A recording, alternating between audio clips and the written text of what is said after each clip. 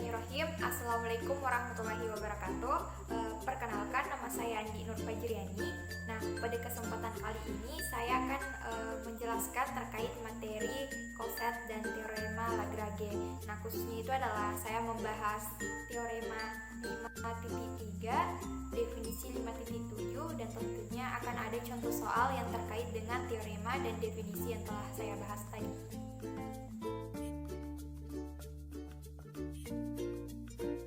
Yaitu adalah teorema 5.3, di mana bunyinya yaitu untuk sebarang dua koset kanan kiri subgrup berlaku salah satu sifat, keduanya saling lepas atau keduanya sama. Nah, akan kita buktikan.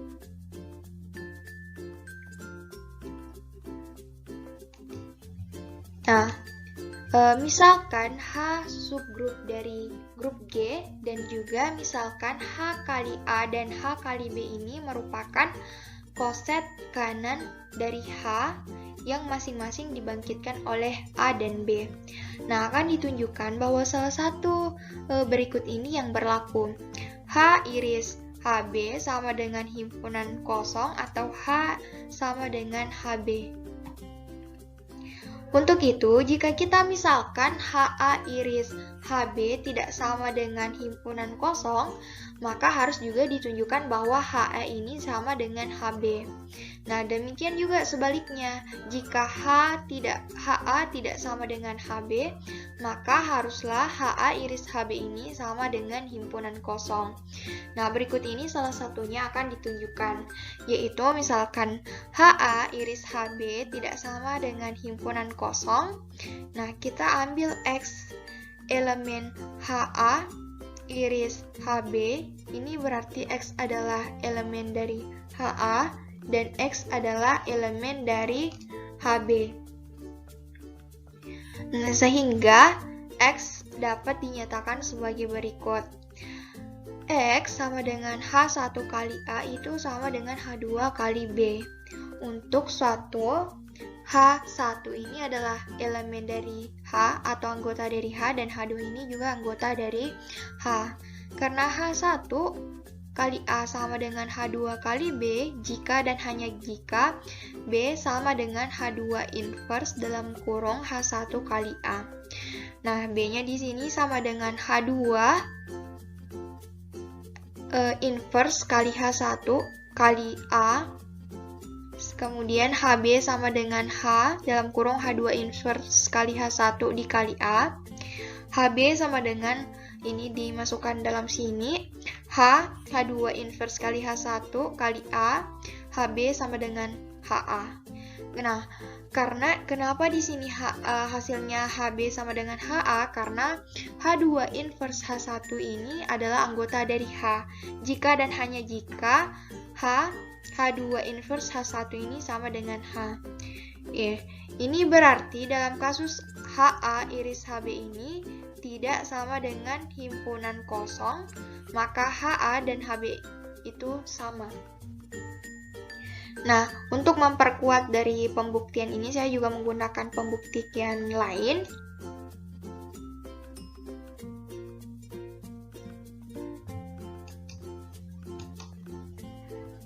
Nah, misalkan G adalah grup dan H subgrup dari G, akan dibuktikan bahwa untuk setiap A, B adalah anggota dari G. Maka HA sama dengan HB atau H iris HB tidak sama dengan himpunan kosong. Nah, diambil HA iris HB tidak sama dengan himpunan kosong, berarti terdapat C elemen HA iris HB, maka C adalah anggota dari HA dan C juga anggota dari HB. Nah, menurut definisi koset diperoleh, nah sebelum kita melangkah ke pembuktian selanjutnya itu kita lihat dulu definisinya. Nah, misalkan G grup H subgrup dari G dan A adalah anggota dari G, HA sama dengan HA, di mana H ini adalah anggota dari H. Nah, itu dinamakan koset kanan yang memuat A. Nah, kita fokus lagi ke pembuktiannya. Nah, di sini C adalah anggota HA jika dan hanya jika HA itu sama dengan HC. C adalah anggota dari HB jika dan hanya jika HB ini sama dengan HC. Berarti C adalah anggota dari HA iris HB, maka HA itu sama dengan HB dan sama dengan HC. Bisa disimpulkan bahwa HA iris HB ini tidak sama dengan himpunan kosong jika dan hanya jika HA ini sama dengan HB.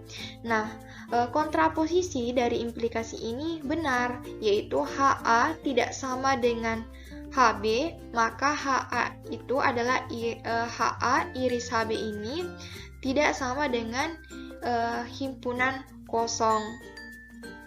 Jadi betul. Nah, selanjutnya. Nah, definisi 5.7. Nah, bunyinya yaitu jika H subgrup dari grup terhingga G, maka banyaknya koset kanan kiri yang berbeda dari H dikatakan indeks dari H di G dan dilambangkan oleh di sini pakai kurung sikut G indeks H.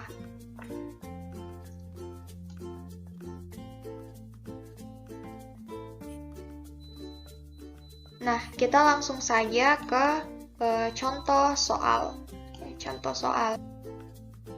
Nah, contoh soal yang pertama di sini. Nah, di sini kita perhatikan. Di sini saya punya set grup set 6, di mana di sini H itu anggotanya 0, 2, 4, di mana ini adalah subgrup dari set 6. Kemudian sehingga koset kiri yang terbentuk dari H yang memuat 0 adalah, nah di sini adalah 0 berdempetan dengan H atau 0 plus H. Nah, untuk mencari anggotanya itu kita cacah, di mana 0 ini ditambah dengan anggota di H. Kenapa ditambah? Karena adalah operasi penjumlahan. Jadi ditambah, maka koset yang diperoleh nanti anggotanya adalah 3 karena anggota H di sini adalah 3. Jadi 0 ditambah 0 adalah 0, 0 ditambah 2, 2, dan 0 ditambah 4, 4. Jadi anggota kosetnya itu adalah 0, 2, dan 4. Nah, setelah kita mendata koset kiri ini, baik yang memuat H, 2, 4, 1, 3, 5, ini ternyata dia terdiri dari dua bentuk. Nah, di mana di sini bentuk pertama itu dia memuat anggota 0, 2, 4, dan di sini itu yang di bentuk kedua itu dia memuat anggota 1, 3, dan 5. Nah, untuk memperoleh ini anggotanya itu kita cacah ya. Nah, di sini kita lihat ini 2 ditambah H. Berarti 2 ditambah H berarti 2 ditambah 0, 2, 2 ditambah 2, 4, 2 ditambah 4, 0. Karena kan operasi modulo penjumlahan 6. Modulo 6. Jadi sama, hasilnya sama itu 0, 2, 4. Nah, selanjutnya kita lihat koset kanannya. Nah, di sini kita lihat koset kanannya, ternyata bentuknya ini dia kasus koset kanan dan koset kiri ini dia sama, dimana O ditambah H sama dengan H ditambah 0, 2 ditambah H ini sama dengan H ditambah 2, 4 ditambah H ini sama dengan H ditambah 4. Nah, dari sini kita lihat bahwa koset ini itu membentuk partisi grup itu sendiri. Nah, di mana partisi ini dikatakan, nah kita lihat di sini kan kita lihat bahwa kasus koset kiri dan koset kanan ini sama. Nah, di mana koset ini dia membentuk partisi dari grup itu sendiri.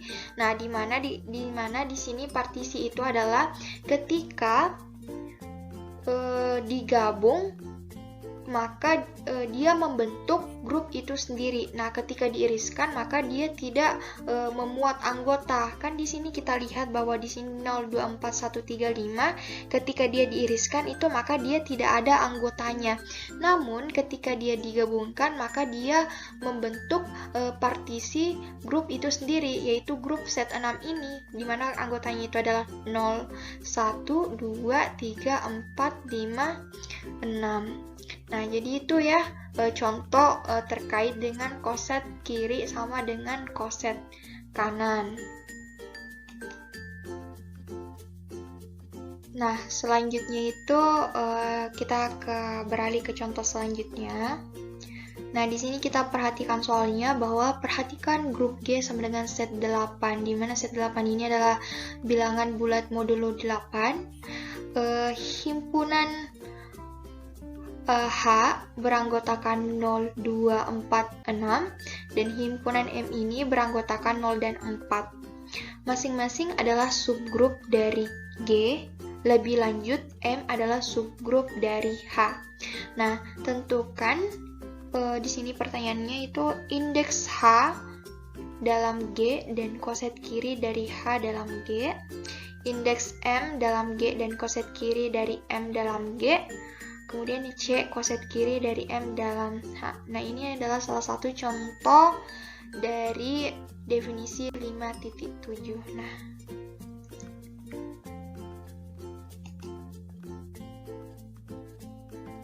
Nah, selanjutnya itu adalah kita pembahasan dari soal yang tadi. Yang pertama itu adalah A. Di sini itu soalnya adalah tentukan indeks H dalam G dan koset kiri dari H dalam G. Nah, di sini perhatikan bahwa himpunan G ini anggotanya itu adalah 0, 1, 2, 3, 4, 5, 6, 7. Nah, maka orde dari G ini sama dengan 8. Kemudian himpunan H ini anggotanya 0, 2, 4, 6. Maka orde dari H itu sama dengan 4. Nah, koset kiri dari H dalam G adalah di mana H di sini anggotanya 0, 2, 4, 6 dan 1 ditambah H. Nah, di sini 1 ditambah H, jadi 1 ditambah dengan anggota di H. Jadi 1 ditambah 0, 1, 1 ditambah 2, 3, 1 ditambah 4, 5, 1 ditambah 6 itu 7.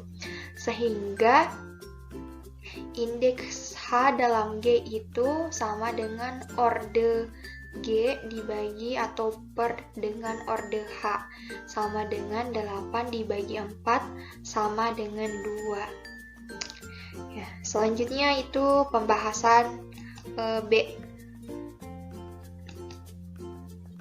Nah, di sini kita lihat anggota dari himpunan G ini adalah 0, 1, 2, 3, 4, 5, 6, 7. Maka ordenya G itu sama dengan 8. Dan M di sini beranggotakan 0 dan 4, maka orde M itu sendiri adalah 2. Koset kiri dari M dalam G adalah di mana M di sini beranggotakan 0, 4, di sini ada kurung kurawalnya. Nah, dan 1 ditambah H. Nah, 1 ditambah H ini diperoleh anggotanya di mana 1 ditambah di sini bukan H ya, di situ M. Di sini salah, di sini M. 1 ditambah M. Di sini ada kurung kurawalnya. Nah, jadi di sini M itu anggotanya 0, 4 dan 1 ditambah M. Nah, anggota 1 ditambah M ini di mana itu 1 ditambah 0, 1, 1 ditambah 4 itu 5. Nah, begitupun juga pengerjaannya 2 ditambah M. Nah, 2 ditambah 0, 2 ditambah 4 itu 6. Nah, begitupun juga dengan 3. 3 ditambah M berarti 3 ditambah 0, 3 ditambah 4 itu 7. Sehingga indeks M dalam G itu adalah orde dari G ini dibagi atau per dengan orde M. Jadi 8 dibagi 4 itu sama dengan 2. Jadi 8 dibagi 4 itu sama dengan 2. Nah, selanjutnya itu adalah C. Pembahasannya C. Salah ya. 8 dibagi 4 itu 8 dibagi 4, 2. Ya, betul. Nah, selanjutnya yaitu adalah salah ya, guys. Di sini bukan. Nah, kita lihat di sini. Orde dari M itu 2, bukan 4. Salah ya. Di sini salah. Berarti di sini 4. Jadi, orde G8 diperoleh dari sini dan orde dari M itu adalah 2. Jadi diperoleh 8 bagi 2 itu 4. Nah, kita lanjut lagi ke pembahasan C, di mana di sini pertanyaannya itu adalah tentukan koset kiri dari M dalam H.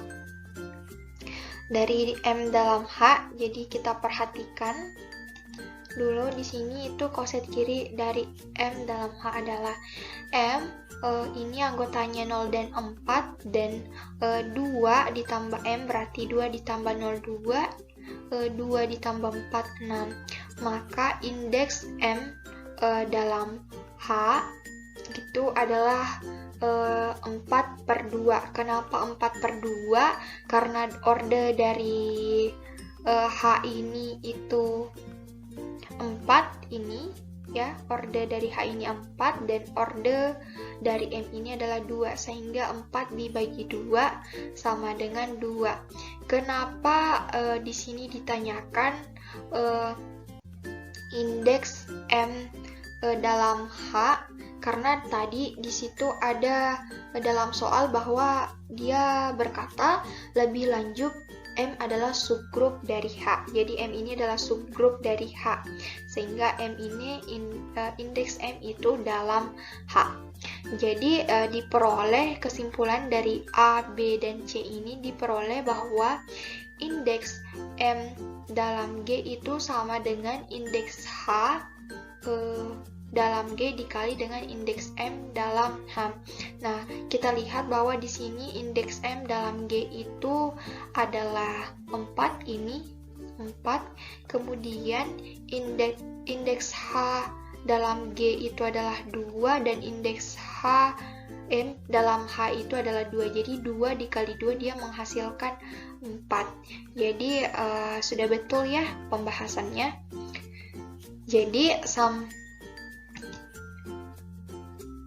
Jadi sampai di situ dulu pembahasannya. Saya akan dilanjutkan oleh teman-teman saya. Sekian dan terima kasih. Assalamualaikum warahmatullahi wabarakatuh. Perkenalkan, saya Hariska Nur Hidayat dengan NIM 27001119020 dari kelompok 3 untuk mata kuliah struktur aljabar 1. Nah, jadi untuk mengefisienkan waktu, langsung saja kita ke pembahasannya. Jadi, kali ini saya akan menjelaskan mengenai satu definisi tentang koset dan satu teorema tentang koset beserta pembuktiannya. Nah, langsung saja kita ke yang pertama, yaitu definisi 5.4. Ini berdasarkan dengan buku pedoman yang saya pakai. Nah, misalkan G grup dan H subgrup dari G, maka untuk sebarang A, B elemen G dikatakan A kongruen B modulo H, ditulis A kongruen B modulo H, didefinisikan A kongruen B modulo H jika dan hanya jika A B inverse elemen H. Nah, selanjutnya kita ke definisi. Di sini maksud saya teorema. Di sini teorema 5.5. Misalkan H subgrup dari G yang didefinisikan relasi kongruen modulo H, yaitu A kongruen B modulo H jika dan hanya jika A B inverse elemen H untuk setiap A B elemen G, maka relasi tersebut merupakan relasi ekuivalen. Nah, untuk pembuktinya sendiri, kita pertama misalkan H subgrup dari G. Nah, selanjutnya ambil sebarang A, B, elemen G, kemudian didefinisikan dengan A kongruen B dalam kurung modulo H jika dan hanya jika A B inverse itu adalah elemen H. Relasi di atas relasi tersebut memenuhi sifat-sifat yang pertama, refleksif. Misalkan A elemen G sebarang, karena H subgrup dari G, maka A kali A inverse itu sama dengan identitas, di mana identitas adalah elemen H. Nah, untuk setiap A elemen G, sesuai dengan definisi relasi yang ada diperoleh, A kongruen A itu modulo H untuk setiap A elemen G. Jadi relasi kongruen memenuhi sifat refleksif. Yang kedua, simetri.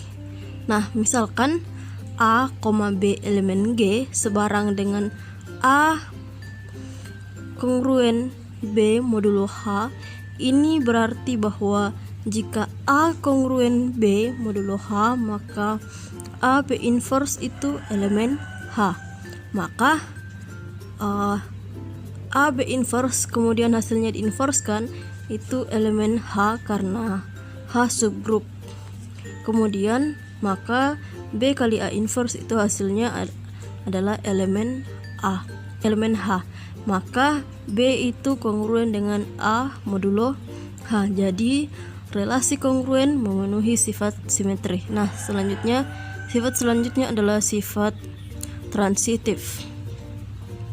Nah,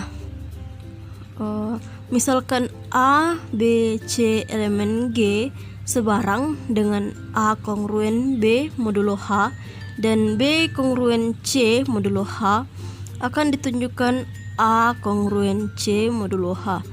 Karena A kongruen B modulo H, maka AB inverse itu adalah elemen dari H. Demikian juga karena B kongruen C modulo H, maka B dikali C inverse itu adalah elemen H. Nah, karena H subgrup dan AB inverse B inverse itu adalah elemen H, maka AB inverse dikali BC inverse itu elemen dari H, atau A dikali B inverse kali B kemudian dikali dengan C inverse itu hasilnya adalah elemen H. Karena B inverse kali B kongruen dengan identitas, maka A kali identitas kali C inverse itu elemen dari H, di mana E adalah unsur identitas. Jadi A kali C inverse itu elemen H, atau dengan kata lain A kongruen C itu modulo A kongruen C modulo H. Nah, hal ini menunjukkan bahwa relasi kongruen memenuhi sifat transitif. Nah, karena ketiga sifat tersebut terpenuhi oleh relasi kongruen modulo H, maka relasi tersebut merupakan relasi ekuivalen.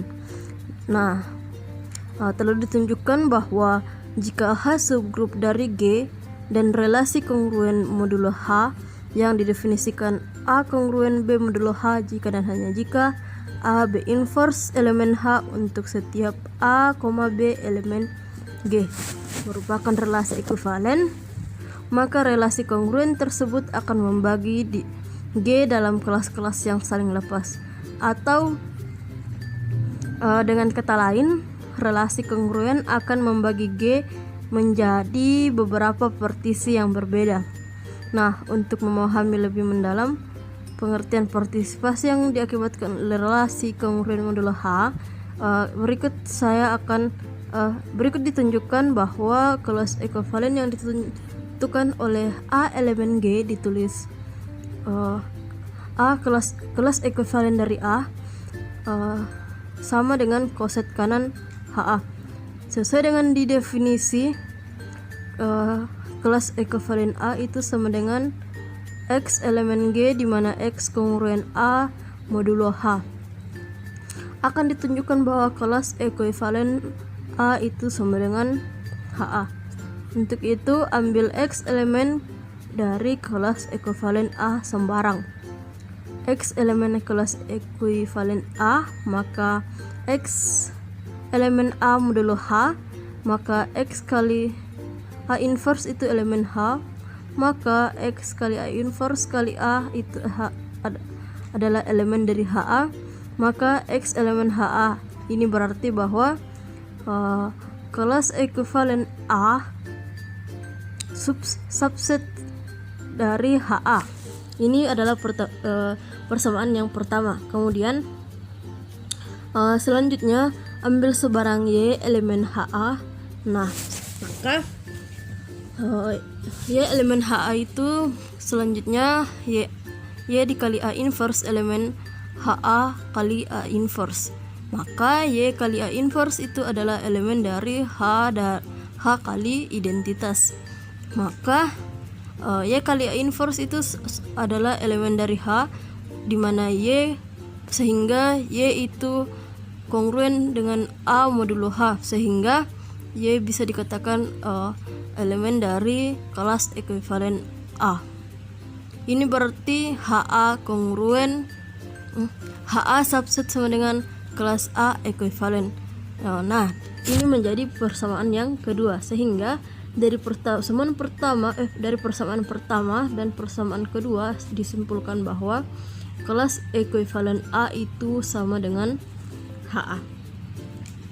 Sehingga dapat disimpulkan bahwa relasi ekuivalen menempatkan G ke dalam kelas-kelas yang saling lepas. Maka G merupakan gabungan dari semua kelas-kelas ekuivalen yang ditentukan oleh anggota dari G. Tetapi setiap kelas ekuivalen yang ditentukan oleh anggota dari G sama dengan koset kanan yang dibandingkan oleh anggota tersebut juga telah ditunjukkan bahwa koset kanan tidak kosong dan tiap dua koset kanan akan saling lepas atau sama yang satu dengan yang lainnya. Maka G juga merupakan gabungan dari semua koset kanan yang berbeda dari H di G. Nah, sekian penjelasan dari saya. Untuk selanjutnya akan dilanjutkan oleh beberapa teman saya. Sekian dari saya. Wassalamualaikum warahmatullahi wabarakatuh. Bismillahirrahmanirrahim. Assalamualaikum warahmatullahi wabarakatuh.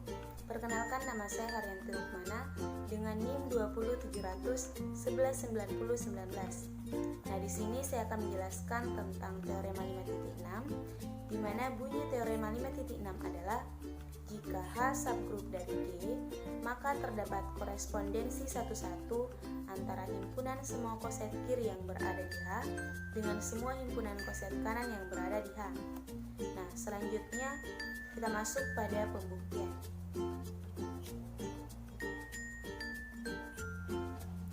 Nah, bukti. Misalkan L adalah himpunan dari A dikali H, di mana A elemen dari G, dan L ini adalah koset kiri dari H dalam G. Nah, kemudian R itu adalah himpunan dari H dikali A, di mana A elemen dari G, dan R ini adalah koset kanan dari H dalam G.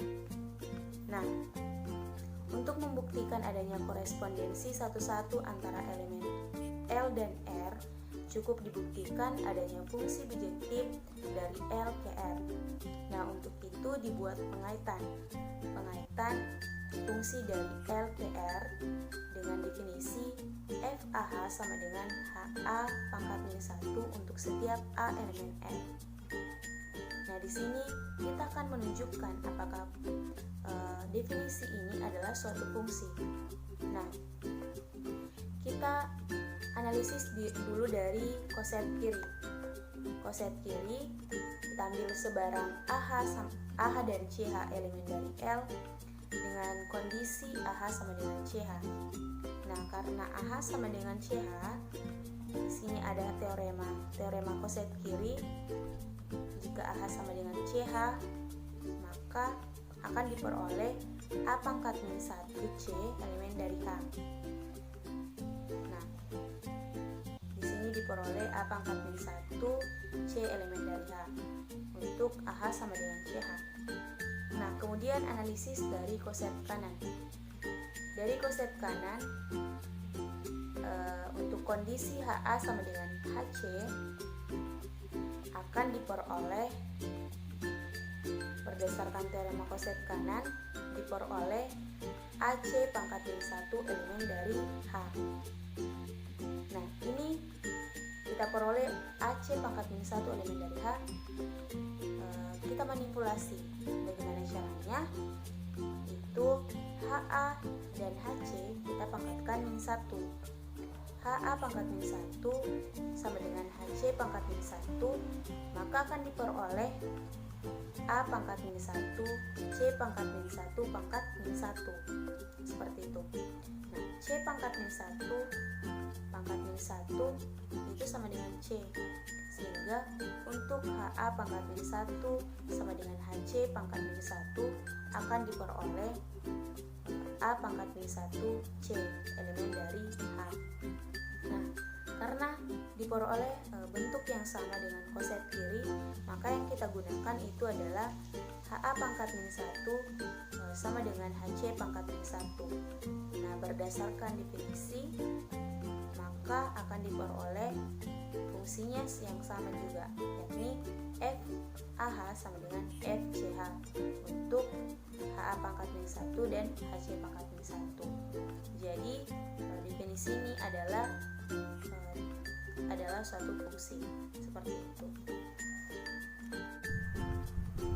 Nah, setelah terbukti bahwa definisi tersebut adalah suatu fungsi, maka langkah selanjutnya yang akan dibuktikan adalah apakah fungsi tersebut adalah injektif.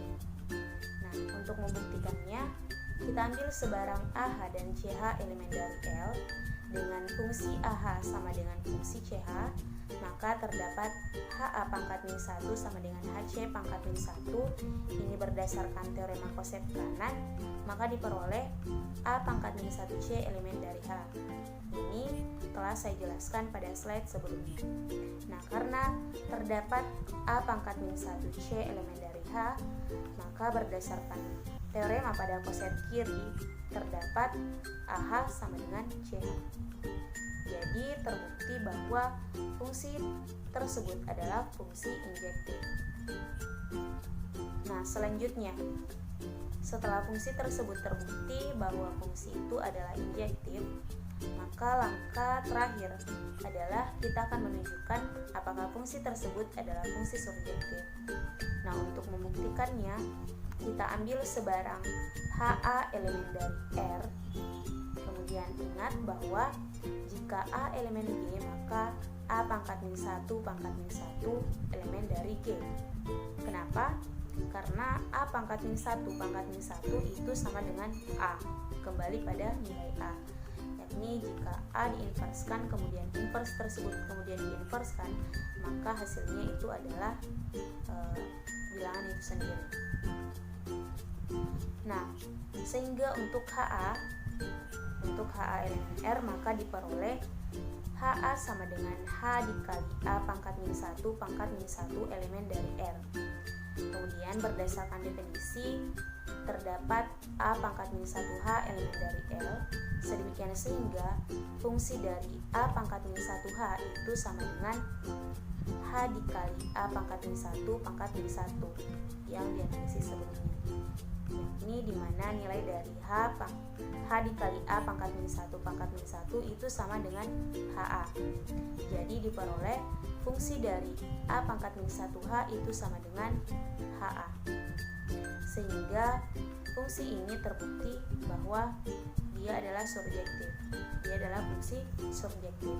Nah, setelah dianalisis dari ketiganya bahwa definisi tersebut adalah fungsi, kemudian fungsi tersebut adalah fungsi injektif dan fungsi surjektif, maka diperoleh kesimpulan bahwa fungsi itu adalah bijektif, karena suatu fungsi dikatakan bijektif apabila fungsi tersebut merupakan fungsi injektif dan fungsi surjektif. Dengan kata lain, fungsi tersebut adalah korespondensi satu-satu dan dari korelasi konsep kiri dan korelasi konsep kanan dalam H di G. Seperti itu. Nah, Itu adalah pembuktian dari teorema G6. Sekian dari saya. Wassalamualaikum warahmatullahi wabarakatuh.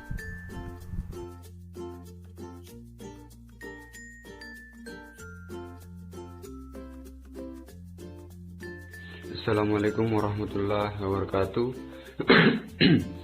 Perkenalkan, saya Wahyu Firdaus.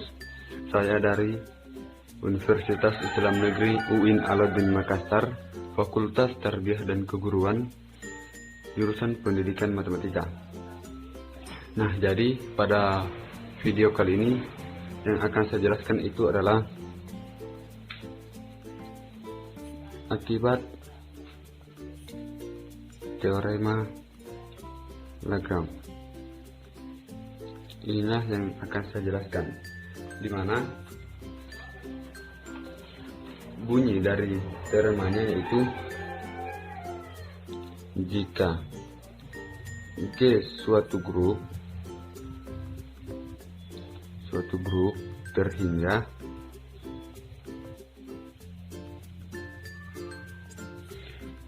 maka TA itu membagi order dari G. Nah, untuk setiap A itu elemen dari G. Inilah yang akan kita buktikan. Jadi untuk pembuktiannya itu, yang pertama kita ambil sebarang A elemen G.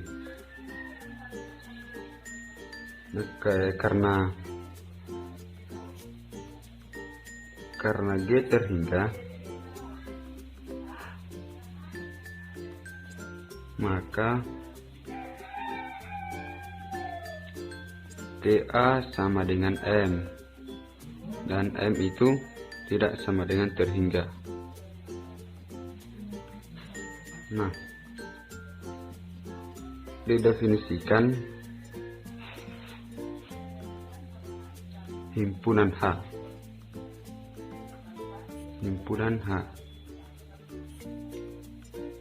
Nah, di mana anggotanya itu adalah A, A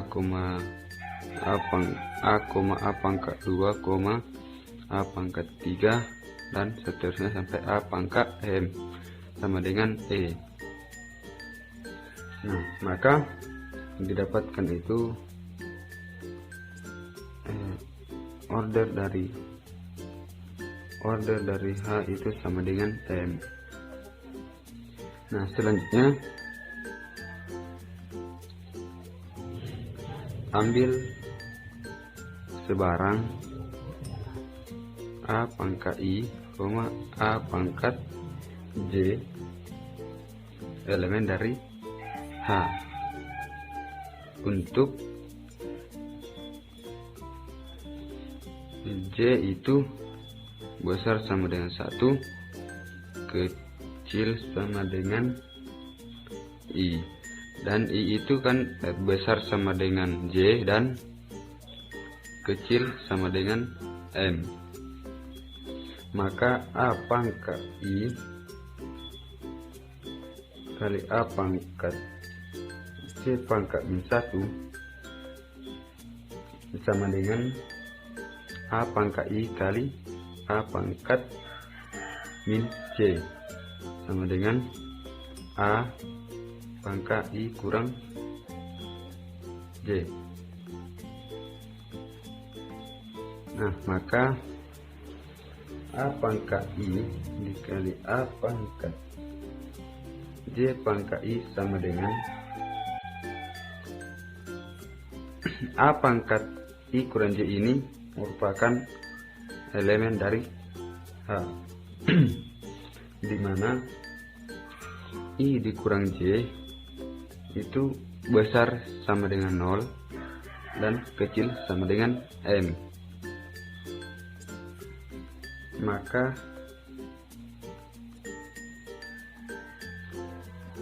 H subgroup dari G. Nah, berdasarkan teorema Lagrange, maka order H itu membagi order dari G, atau ini kan sudah diketahui bahwa order H itu sama dengan M, berarti M membagi order dari G. Nah, jadi terbukti bahwasanya jika G suatu grup terhingga, maka TA itu membagi order dari G. Nah, kenapa? Karena M kan seperti yang kita ketahui, karena G terhingga maka TA itu sama dengan M. Terbukti bahwa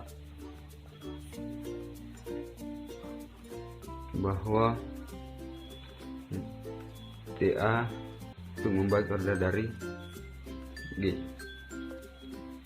Kemudian kita lanjut ke contoh soal.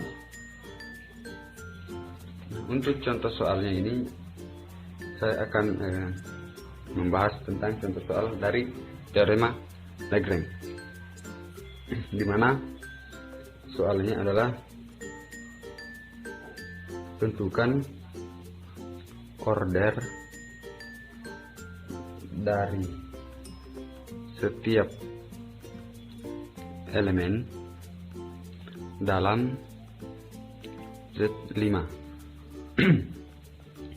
Kemudian yang kedua itu tentukan semua grup bagian dalam Z5. Nah,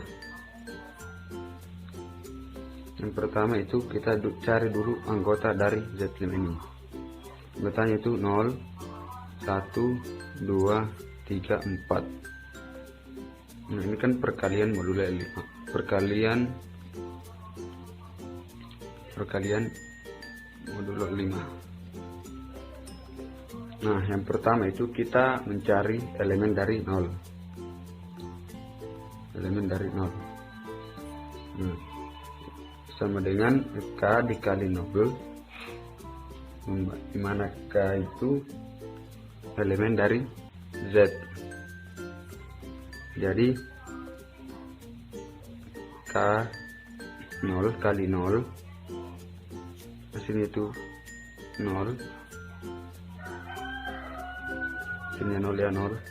Kemudian 1 dikali 0 itu hasilnya 0. Kemudian 2 dikali 0 itu hasilnya 0. 3 dikali 0 hasilnya 0. Dan terakhir 4 dikali 0 hasilnya 0. Nah, dari sini dapat disimpulkan bahwa elemen 0 itu jadi maka elemen dari 0 itu berorder 1 yaitu 0. Nah, yang kedua itu elemen dari 1 dengan K dikali 1, di mana K itu elemen Z, dengan 0 dikali 1 hasilnya itu 0. Kemudian 1 dikali 1 hasilnya 1. 2 dikali 1 hasilnya 2. 3 kali 1 itu hasilnya 3. Dan 4 dikali 1 hasilnya 4. Nah, dari sini dapat disimpulkan bahwa maka order dari elemen dari 1 itu berorder 5, yaitu mana itu 0, 1, 2, 3, 4. Nah, selanjutnya ketiga itu elemen dari 2, K dikali 2, di mana K itu elemen dari Z. Kemudian K 0 kali 2 hasilnya itu 0. 1 dikali hasilnya 2, kemudian 2 kali 2 itu hasilnya 4, kemudian 3 dikali 2 itu hasilnya 5. Tapi kan 5 itu tidak terdapat pada anggota dari ZM ini, dan juga tidak terikat pada yang ZM ini. Jadi hasilnya itu 2 kali 3 itu 6 ya. Jadi 6 dikurang 5 hasilnya itu 1. Kemudian 4 dikali 2 ini itu kan 8, kemudian kurang 5 jadi 3. Maka elemen 2 ini berorder 5, dimana anggotanya itu 0, 2, 4, 1, dan 3. Kemudian yang keempat itu elemen 3 sama dengan K dikali 3, dimana K itu elemen dari Z. Kemudian 0 dikali 3 hasilnya itu 0. 1 kali 3 3, 2 kali 3 itu kan 6, kemudian kurang 5 1, kemudian 3 kali 3 9 kan kurang 5 4. Sebenarnya ada juga cara lain, kita hitung saja toh, dari kita hitung, nah kemudian kita dapatkan hasilnya. Kemudian 4 dikali 3 hasilnya itu 12. Nah 12 kan tidak ada dalam anggotanya, kemudian berarti 2 di sini 2. Maka elemen dari 3 berorder 5, dimana itu 0, 3, 1, 4, dan 2. Kemudian yang terakhir, yang kelima itu elemen 4 sama dengan K dikali 4, maka dimana K itu elemen dari Z, sama dengan 0 kali 4 hasilnya itu 0, 1 kali 4 4, 2 kali 4 nah itu kan 8, itu 3, kemudian 3 kali 4 12 berarti 2, kemudian 4 kali 4 kan 16 berarti 1. Nah maka elemen 4 ini berorder 5 juga, nah yaitu 0, 4, 3, 2, 1. Nah yang ditanyakan kan itu tentukan order dari setiap elemen dalam Z5. Nah berarti elemen 0 itu mempunyai, dari sini kita, dari yang kita peroleh ini mempunyai order 1 yaitu 0. Kemudian elemen 1, 2, 3, dan 4 itu mempunyai order 5. Nah dari sini order 5 nya, dari sini dapat kita simpulkan bahwa ini merupakan grup siklik. Ini merupakan yang ini grup siklik, karena ada elemen dari Z5 yang mempunyai order 5, yaitu ini 1, 2, 3, dan 4. Kemudian pertanyaan selanjutnya itu tentukan semua grup bagian dalam Z5. Nah grup bagiannya itu adalah elemen 0,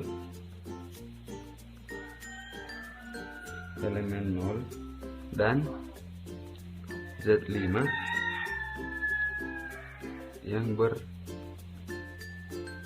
berturut berturut-turut mempunyai order